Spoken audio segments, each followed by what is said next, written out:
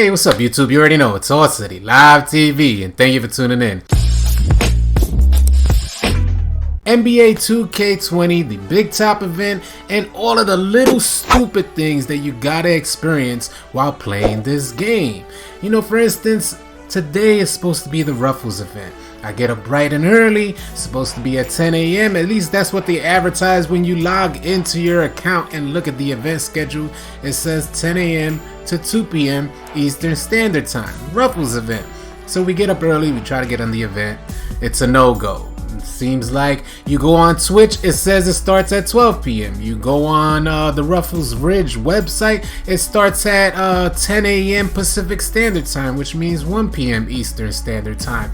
So, you know, there's a bunch of confusion, and all of these little stupid things are what kind of make playing the game unenjoyable. And I think the game would be enjoyable if we just didn't have to experience all of these little stupid things. And I'm sure a ton of you guys would agree with that statement, because the game is not that bad.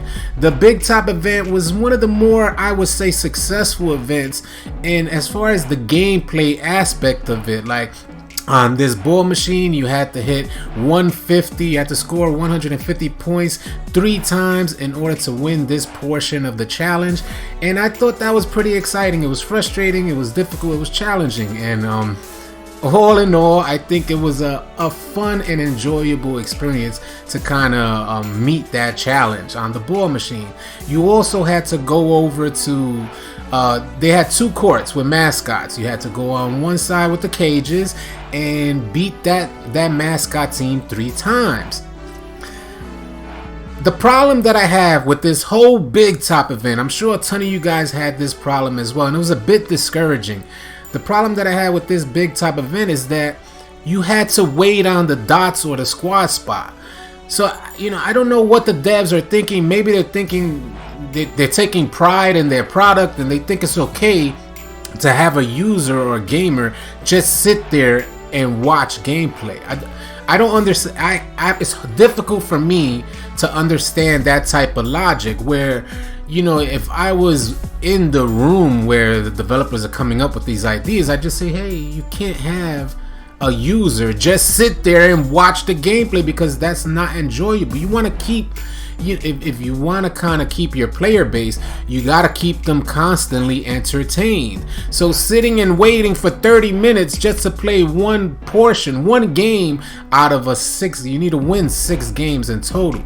So that's not to say you basically have to sit there and gamble and hope for a win in order to you know, continue on with your challenge. As you can see, the trampoline ball, you have to win 3 games, and also on the regular one, like we got here, where there's no there's no cages, you had to win 3 games against these mascots as well.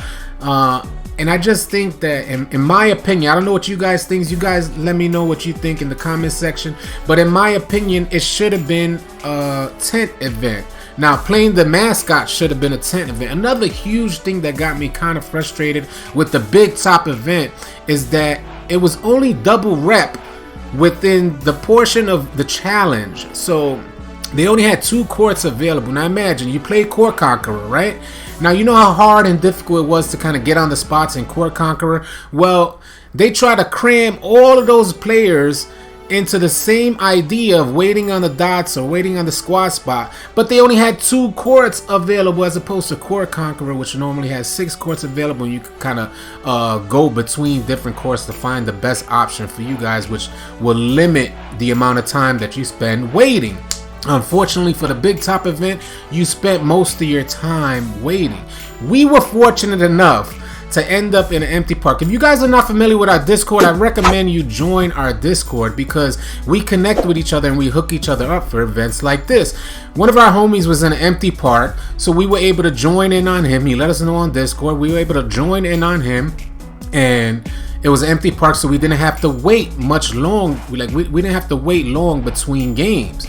Unfortunately for a lot of you guys in the beginning, like with us, the parks were extremely packed, and we knew we were gonna have to wait. Well, we were thinking we were gonna have to wait about an hour or 40 minutes to an hour just to get one game in out of the 6-game challenge, because you had to win 3 on each court. That's not to say if you lose a game, oh my god, that's time wasted. So imagine it's a 4-hour event and you're wasting, oh, we just got a new sub, hey, shout out to y'all, always love hearing that sound.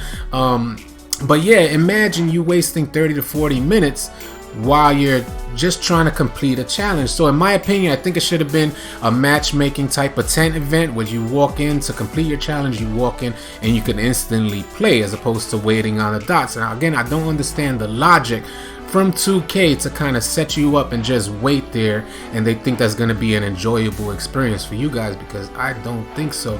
So what I'm basically trying to say is that NBA 2K20 is pretty much a circus. Their frame of logic is just not there, and I can't understand where's the disconnect between the developer and the user, you know, the actual gamer who's, you know, just trying to enjoy his experience on NBA 2K20. Big Top was definitely one of the most aesthetically pleasing events. I love the detail that they put into the event. I love the colors. I love the, you know, the vibrance, the brightness. It just looked and felt good. Another thing that I noticed, a huge thing that I noticed, which again, not to beat up on these developers, but one of the things that I noticed is that there was no lag. We went to play on the regular courts, and again, one of the things that I found frustrating was that on the regular courts you didn't get the 2 times rep. Not to mention the 2 times rep, this double rep didn't even boost you up 0.1. You didn't even go up 0.1 to play a whole game of double rep. I think I had like 12 points in this game here, and I didn't even go up 0.1. So if that's your incentive, if you're a developer, you're offering your incentive to join this event, saying that it's double rep, you're boosting you're promoting that type of incentive, and your double rep bar does not even go up 0.1. We're not talking about 1%, we're talking about 0.1. Then, you know, your incentives are lacking for people to continue playing and enjoying the whole experience. A lot of people go into these events to help rep up, and if you're only if you're gonna limit the challenge to 2 courts, the only way you can get double rep in this event was getting on one of 2 courts. Well, you can get on both courts, but what I'm saying is you had the option to get on a court. There was only 2 options. 2 options for you to, you know, obtain that double rep. And not to mention, you'll have to wait a half an hour to 40 minutes to get on that court and get your double rep. And then you go get on that court and you don't even go up 0.1%. Now, there's something wrong with this picture. What is 2K trying? We know 2K. Well, I'll just give my own personal opinion. They're coming across real slimy. So like, if you're offering an incentive and the incentive is you're not even feeling, you don't get to enjoy the incentive that they're offering, then what's the point of your whole event? Where is the logic? Somebody please let me know in the comment section. Where is the logic for 2K? What is 2K trying to do here? Do they just want to increase their player base so they give something that's more aesthetically pleasing and just have people sit and wait there? No, that you would almost think that can't be a realistic approach, but then you think, damn, well, it is 2K. 2K, they got their heads so far up that you already know that you can't put it past them. You can't put it past them to do something like this. Like, have a community get on today telling everybody, if you log into your PlayStation right now, you're on the Eastern servers, if you log into your PlayStation, your Ruffles card, your event schedule will say 10 a.m. You go wait, looking, you gather 4 people together, no event. You're like, hey, well, I sent out a tweet saying, what's good? Where's the Ruffles event? What's going on?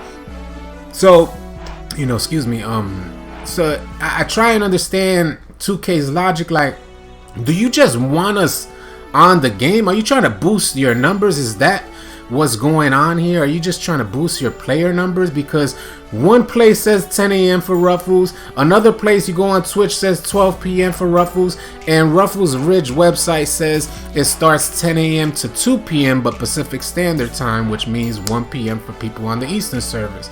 So, you know, I don't want to say that 2K, I really don't want to believe that 2K is that slimy a company that they'll leave people just confused as to when these events, just to increase their numbers, make it seem like these events are popping on the weekend and that everybody's online just waiting or playing these events, because that is not the case. Half of these events are broken, and when you do play the event, let me rewind this here for you guys so that we guys have some imagery in the background. I don't want to believe that that's the case, but it's looking like it, because you don't expect a AAA publisher to be so dense. Like, you just don't expect them. These are very, like I said, the very little stupid things. You know, it's the little stupid things that make this game unenjoyable. And you're like, well, if they just kind of avoided these little stupid things, then the game will have a much more fun experience playing NBA 2K20. But unfortunately, that's not the case. Let me rewind this faster for you guys. Unfortunately, it's not the case here in NBA 2K20. Very often, we experience little frustrations that make the whole overall experience unenjoyable. And you know, hopefully more events like this, hopefully they'll listen to the community. I recommend that you guys join our Discord so you can stay connected with a community that's active. The link will be in the description below. But yes, stay connected with a community that's active and try to figure out ways to kind of avoid these minor frustrations. And if you're connected with a community, then you know you have people that are going through the same thing. You guys can kind of, you know, two heads are better than one, you know, type of idea. So it's just like we could kind of put our minds together and figure out more enjoyable ways to approach NBA 2K20. If you guys enjoyed this event, this big top event, please let me know in the comment section below. Also, if you're new to the channel, please consider subscribing, as you know we're gonna have a ton of NBA 2K20 content coming your way. We're covering all of these events.